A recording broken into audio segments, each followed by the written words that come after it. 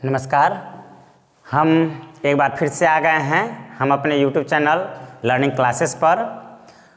पिछले वीडियोज़ में हमने इंग्लिश के बेसिक को स्टार्ट करने पर हमने बताया कि पहले अल्फ़ाबेट फिर लेटर्स, तो हमने अल्फ़ाबेट और लेटर्स को समझ लिया। अब लेटर्स के प्रोनाउंसिएशन पर हम बात करेंगे आज।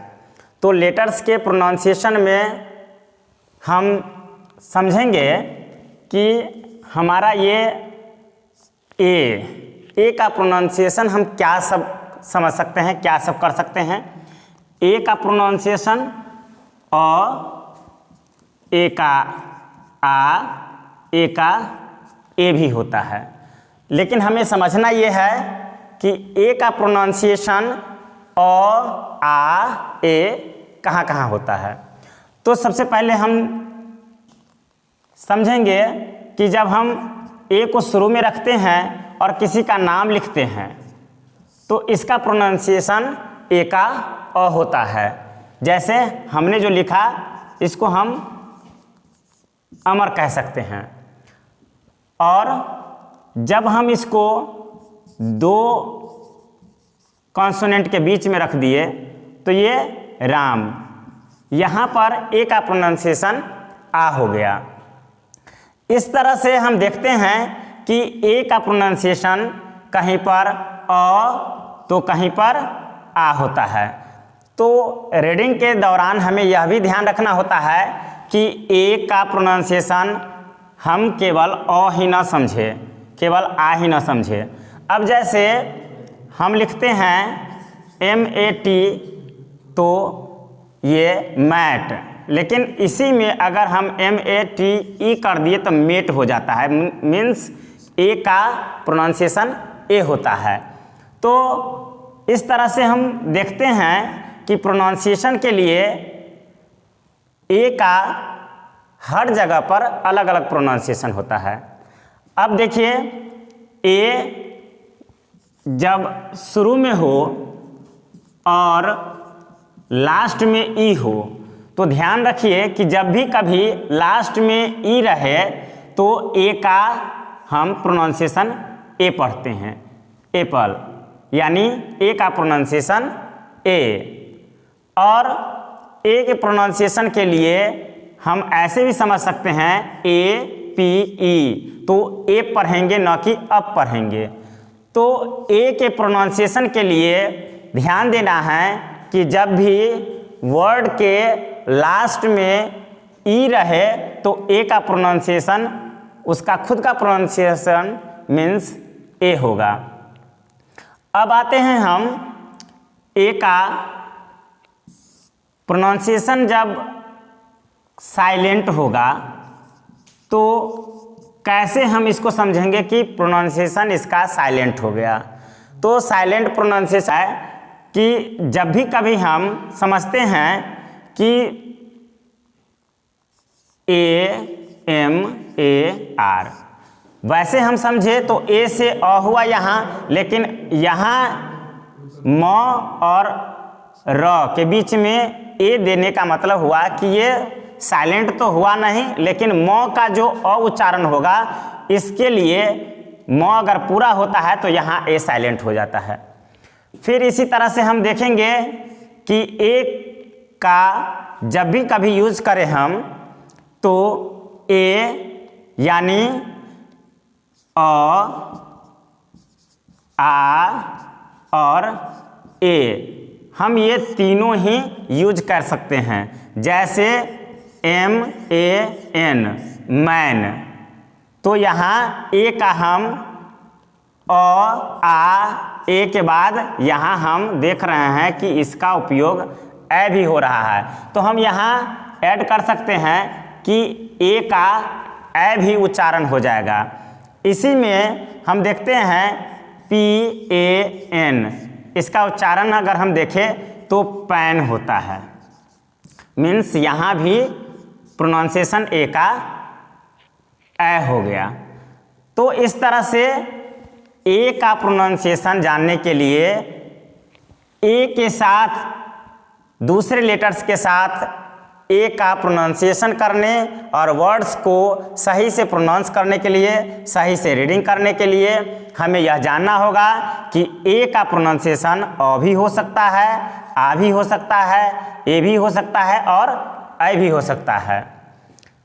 अब हम जानेंगे कि हमारा बी का प्रोनाउंसिएशन क्या होगा। बी हम समझते हैं कि बी से ब हम पढ़ लेते हैं और ब होता भी है।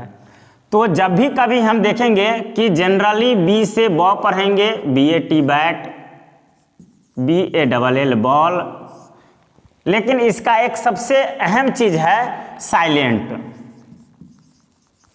ये जब साइलेंट होगा तो ये लास्ट में आएगा, खास करके एम के बाद। एम के बाद जब बी रहे तो हम बी को नहीं बोलते हैं, मीन्स बी क्या हो जाता है, साइलेंट हो जाता है। फॉर एग्जाम्पल देखिए COMB कॉम, इसको हम कॉम्ब नहीं पढ़ेंगे, ब को मतलब बोलेंगे नहीं, ये हमारा कॉम हो गया। उसी तरह से LAMB लैम हो गया, TOMB टॉम हो गया। तो यहाँ हम देख रहे हैं कि एम के बाद बी जब भी कभी हम यूज करते हैं तो वो साइलेंट हो जाता है, लेकिन उसको लिखना जरूरी होता है। तो हम जब भी कभी एम के बाद बी देखें तो समझ जाए कि बी लिखने के लिए तो यूज होगा, लेकिन पढ़ेंगे नहीं, उसको बोलेंगे नहीं, उसको साइलेंट रखेंगे। आते हैं हम सी पर। सी से हम जानते हैं कि सौ भी होता है और सी से क भी होता है। अब समझना है कि सी से क और सी से सौ कहाँ हम बोलेंगे, कहाँ हम रीडिंग करेंगे।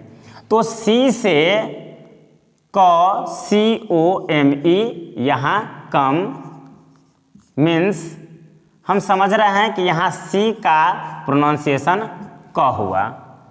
CUT कट, मीन्स यहाँ हम समझ रहे हैं सी का प्रोनाउंसिएशन क हुआ। इसी तरह से सी से CAN समझ सकते हैं कैन होगा, सी का प्रोनाउंसिएशन क होगा। लेकिन प्रश्न आता है कि सी से सौ कहाँ पढ़ेंगे। तो सी के बाद जब ई रहे, सी के बाद जब आई रहे, या सी के बाद जब वाई रहे, तो जनरली हम सी के बाद ई, सी के बाद आई और सी के बाद वाई रहने पर सौ पढ़ते हैं।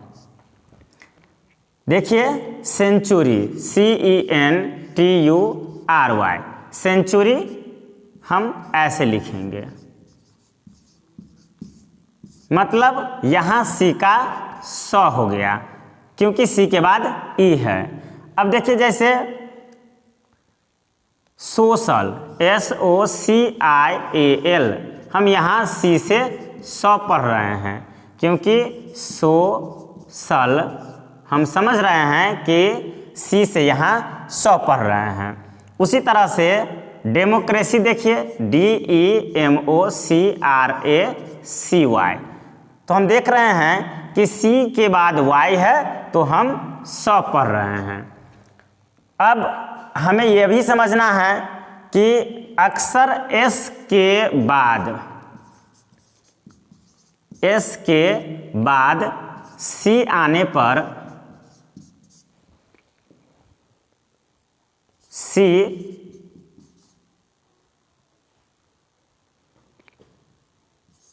साइलेंट हो जाता है, या नहीं तो एस का मान वहाँ नहीं हो पाता है। जैसे हम लिखते हैं साइंस, SCIENC, साइंस, तो हम देख रहे हैं कि यहाँ एस है और सी है, तो यहाँ साइंस हो गया, न कि सी का सौ या एस।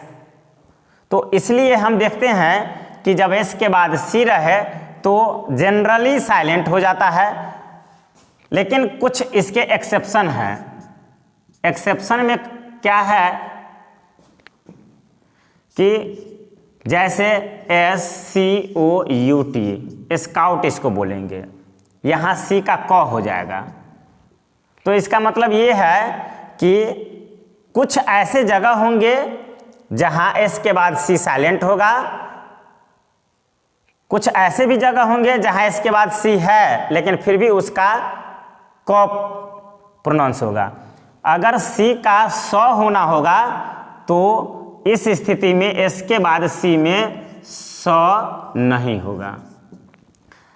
दोनों मिल करके एस और सी दोनों मिल करके ही साइंस प्रोनाउंस होता है। खास करके जब भी कभी हम एस के बाद सी लिखते हैं या तो वहाँ उसका क प्रोनाउंसिएशन होगा या नहीं तो सी साइलेंट हो जाएगा। तो आज के वीडियोज़ में हम ए, बी और सी के प्रोनाउंसिएशन पर चर्चा किए हैं।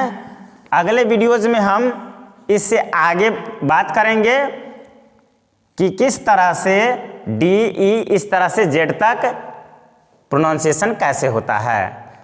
तब तक के लिए थैंक यू।